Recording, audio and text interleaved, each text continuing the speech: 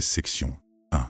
Comprendre le processus d'individuation. Le processus d'individuation, concept fondamental dans la psychologie analytique de Carl Jung, représente un cheminement intérieur vers la réalisation de soi. Jung définit l'individuation comme le processus par lequel une personne devient ce qu'elle est réellement, en intégrant les différentes facettes de sa personnalité.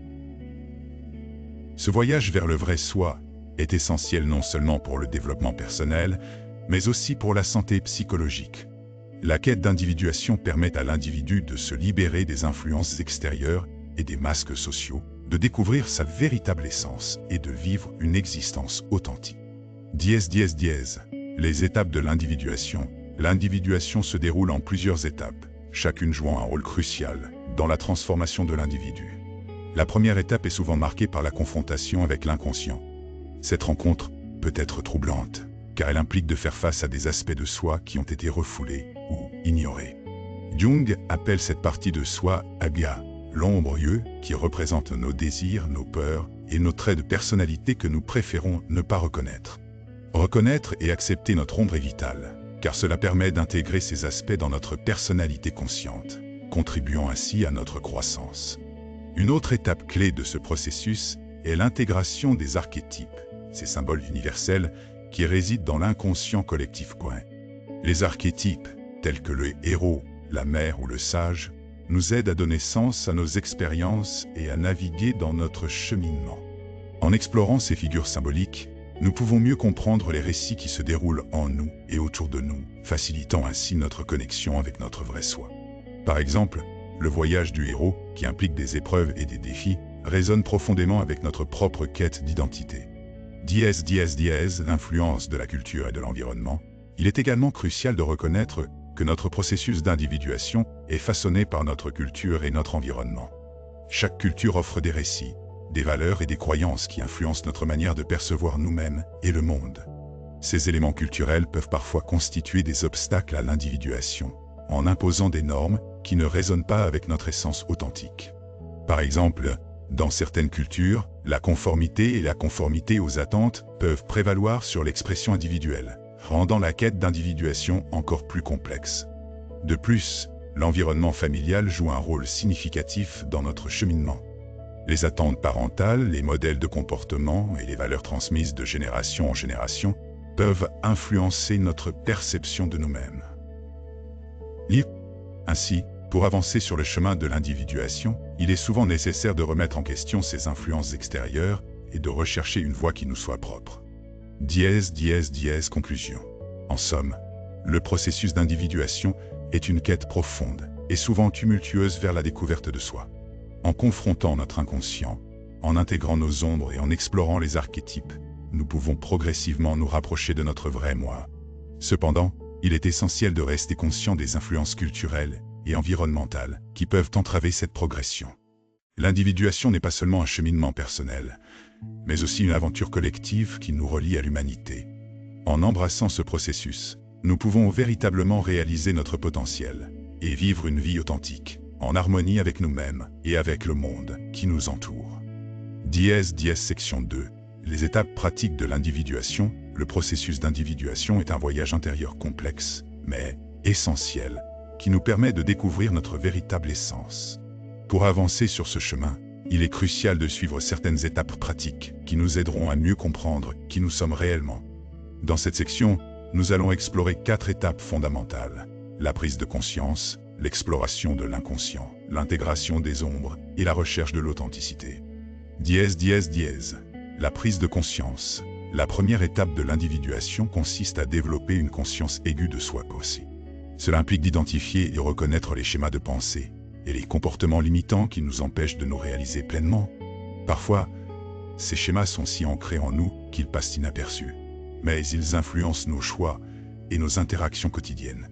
Pour commencer ce voyage de prise de conscience, il peut être utile de tenir un journal. Écrire régulièrement nous permet de mettre en lumière nos pensées, nos émotions et nos réactions face aux événements de notre vie. Prenez l'habitude de noter non seulement les événements marquants, mais aussi vos ressentis et vos réflexions.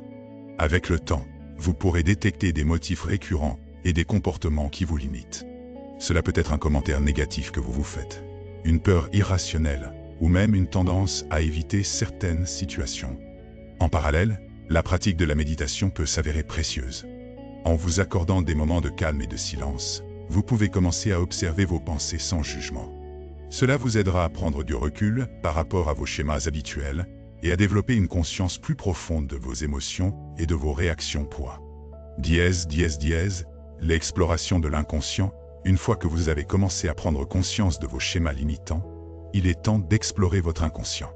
Cette étape est cruciale, car elle vous permet de découvrir des parties de vous-même que vous ne connaissez pas encore. Les techniques telles que le journal intime, la méditation et l'art-thérapie peuvent être de puissants outils dans cette exploration. Le journal intime, par exemple, peut aller au-delà d'une simple narration d'événements. Vous pouvez y inclure des rêves, des réflexions sur votre enfance ou des souvenirs significatifs qui vous viennent à l'esprit. Ces éléments peuvent révéler des désirs enfouis, des peurs ou des talents inexploités. La méditation, quant à elle, peut être utilisée pour plonger plus profondément dans votre inconscient. En pratiquant des méditations guidées qui encouragent l'exploration de soi, vous pouvez accéder à des émotions et des souvenirs refoulés. Cela peut être une expérience révélatrice, car vous pourriez découvrir des aspects de votre personnalité que vous avez longtemps ignorés. L'art-thérapie est une autre méthode efficace pour explorer l'inconscient IA. En vous exprimant par le biais de la peinture, du dessin ou d'autres formes d'art, vous donnez une voix à des émotions et des pensées qui peuvent être difficiles à verbaliser. L'art devient alors un miroir de votre monde intérieur, vous permettant de mieux comprendre vos luttes et vos aspirations. L'intégration des ombres. L'intégration des ombres est peut-être l'une des étapes les plus délicates, mais aussi les plus enrichissantes du processus d'individuation. Les ombres représentent les parties de nous-mêmes que nous avons tendance à rejeter ou à ignorer. Cela peut inclure des traits de personnalité que nous jugeons négatifs, des émotions que nous percevons comme inacceptables ou des désirs que nous ne voulons pas reconnaître. Accepter ces ombres est essentiel pour notre développement personnel. Cela ne signifie pas que nous devons adopter des comportements destructeurs, mais plutôt que nous devons reconnaître leur existence et comprendre leur origine. Par exemple, si vous avez tendance à être très critique envers vous-même, cela peut découler d'expériences passées où vous avez été jugé ou rejeté. Pour travailler avec vos ombres, commencez par les observer sans jugement. À chaque fois que vous vous surprenez à avoir une pensée ou un comportement que vous considérez comme négatif, demandez-vous d'où cela vient. Que vous révèle cette partie de vous-même? Y a-t-il une leçon à en tirer? Une méthode efficace pour intégrer vos ombres est de pratiquer le dialogue intérieur. Cela implique de converser avec cette partie de vous-même que vous rejetez. Posez-lui des questions, écoutez ses réponses et cherchez à comprendre ses motivations païennes. Cela peut être un processus long, mais il est extrêmement libérateur. En intégrant vos ombres, vous vous rapprochez de l'acceptation de votre entièreté. La recherche de l'authenticité. Et enfin, la recherche de l'authenticité est l'étape ultime de l'individuation. C'est ici que vous commencez à vivre en accord avec vos valeurs profondes et à exprimer votre véritable moi. Pour cela, il est essentiel de prendre du temps pour réfléchir sur ce qui compte vraiment pour vous. Commencez par définir vos valeurs. Quelles sont les qualités que vous admirez chez les autres? Quels principes guident vos décisions? Une fois que vous avez identifié vos valeurs, posez-vous la question: est-ce que ma vie actuelle reflète ces valeurs? Si ce n'est pas le cas, quelles actions pourriez-vous entreprendre pour vous rapprocher de cette authenticité? Des exercices pratiques peuvent vous aider à vivre en accord avec vos valeurs. Par exemple, vous pourriez établir une liste d'objectifs qui résonnent avec votre moi authentique. Cela peut inclure des aspirations professionnelles, des relations interpersonnelles ou des activités créatives. Ensuite, élaborez un plan d'action pour atteindre ces objectifs, en vous engageant à prendre des mesures concrètes. Enfin, n'oubliez pas l'importance de l'autocompassion. Le chemin vers l'authenticité est souvent parsemé d'obstacles et de doutes. Soyez indulgents envers vous-même et reconnaissez que chaque pas que vous faites, même les plus petits, vous rapproche de votre véritable moi. En conclusion, les étapes pratiques de l'individuation, la prise de conscience, l'exploration de l'inconscient, l'intégration des ombres et la recherche de l'authenticité sont essentielles pour cheminer vers votre vrai moi. Chacune de ces étapes nécessite du temps, de la patience et un engagement envers vous-même, mais le voyage en vaut la peine.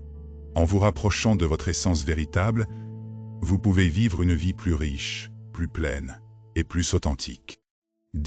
Section 3. L'individuation en relation avec les autres. Dans notre quête d'individuation, il est essentiel de reconnaître que nos relations avec les autres jouent un rôle fondamental dans notre cheminement personnel. Les interactions humaines ne sont pas simplement des échanges superficiels, mais des miroirs qui reflètent notre propre développement. Chaque relation, qu'elle soit positive ou négative, nous offre des occasions d'apprentissage et de croissance. En effet, les autres peuvent nous aider à mieux comprendre nos propres besoins, désirs et émotions. Ils agissent comme des catalyseurs, nous poussant à explorer des aspects de nous-mêmes que nous n'aurions peut-être pas découverts en solitaire. L'importance du soutien communautaire. L'importance du soutien communautaire ne peut être sous-estimée dans ce processus d'individuation. Participer à des groupes de discussion, des cercles de partage ou des thérapies de groupe peut fournir un espace sûr pour explorer nos pensées et sentiments. Ces environnements favorisent l'échange d'expériences et d'idées, permettant à chacun d'apprendre des autres. La communauté devient alors un levier puissant pour l'individuation, offrant des perspectives variées qui enrichissent notre compréhension de nous-mêmes. Lorsque nous partageons nos luttes et nos succès, nous réalisons que nous ne sommes pas seuls dans ce voyage, ce qui renforce notre sentiment d'appartenance et notre capacité à évoluer. Les défis relationnels. Cependant, le chemin de l'individuation n'est pas exempt de défis, surtout lorsqu'il s'agit de nos relations. Les conflits peuvent surgir, des sentiments de rejet peuvent émerger, et l'acceptation de soi peut être mise à l'épreuve. Ces moments difficiles sont souvent des occasions de croissance, mais ils exigent une volonté d'affronter nos peurs et nos vulnérabilités. En apprenant à naviguer ces défis relationnels, nous avons la possibilité de renforcer notre identité. Chaque interaction, qu'elle soit positive ou négative, peut nous aider à clarifier qui nous sommes vraiment et ce que nous voulons dans la vie. L'utilisation des relations pour renforcer notre identité. Utiliser nos relations pour renforcer notre identité est une démarche active. Cela implique de s'engager avec les autres d'une manière authentique, en partageant nos pensées et nos sentiments sans crainte de jugement. En nous ouvrant aux autres, nous créons des liens plus profonds et plus significatifs qui nourrissent notre croissance personnelle. Il est également important de s'entourer de personnes qui nous soutiennent et nous inspirent, car ces relations peuvent servir de fondation solide pour notre cheminement vers notre vrai moi. La dynamique des relations interpersonnelles. Les relations interpersonnelles peuvent également être une source de réflexion sur notre propre comportement et nos propres choix. Parfois, nous projetons nos propres doutes et insécurités sur les autres, ce qui peut mener à des malentendus et à des conflits. En travaillant sur notre propre individuation, nous pouvons apprendre à mieux comprendre ces projections et à les gérer de manière constructive. Cela nous permet non seulement d'améliorer nos relations, mais aussi de grandir en tant qu'individu. Conclusion.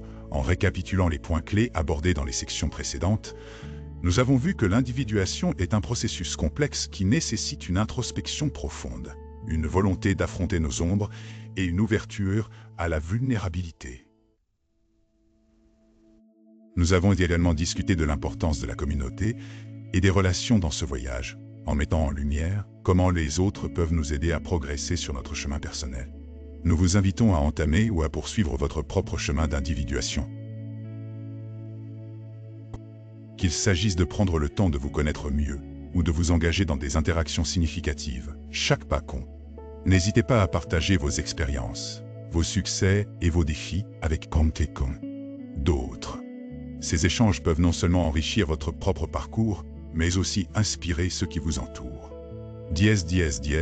Embrassez le voyage en conclusion. Rappelez-vous que le chemin vers votre vrai moi est un voyage, pas une destination.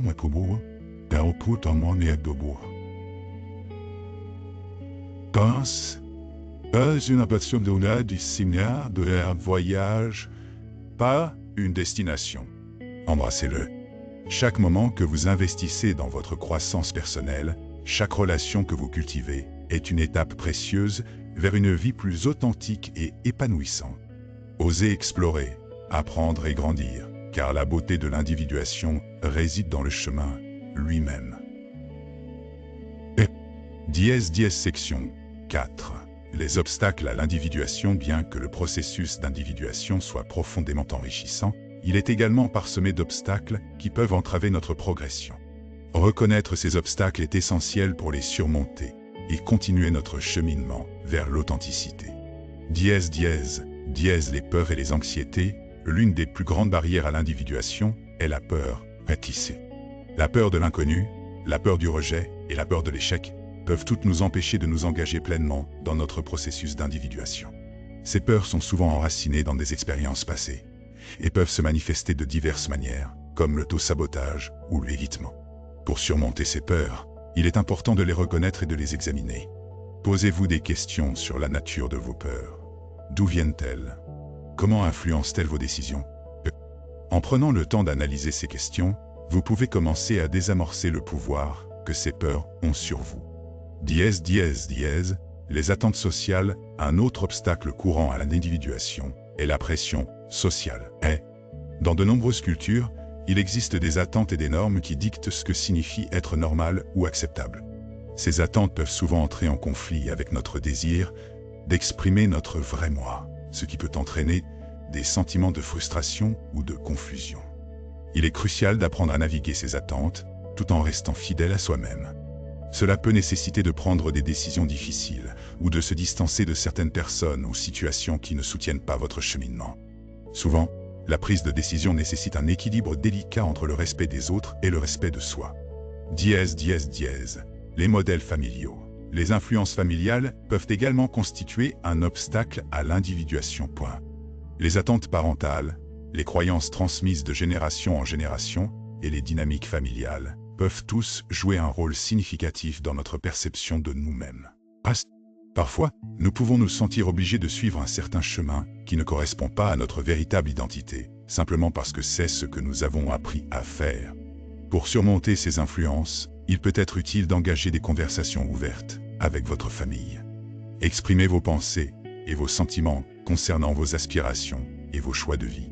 Cela peut créer un espace pour la compréhension et la réconciliation, tant pour vous que pour eux. Dièse, dièse, dièse, la résistance au changement. La résistance au changement est un autre obstacle courant. L'individuation implique souvent de laisser derrière soi des aspects de soi qui ne servent plus notre développement.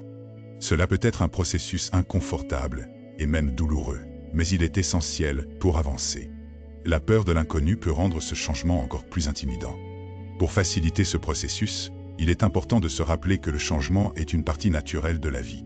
Créez un plan d'action pour gérer la transition en douceur, en vous fixant des objectifs réalistes et en célébrant vos progrès, même les plus petits.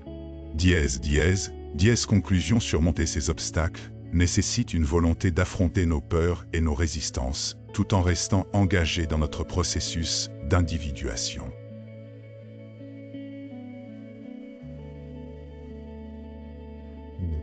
En reconnaissant ces barrières et en travaillant activement à les surmonter, nous pouvons nous rapprocher de notre vrai moi et vivre une vie plus authentique.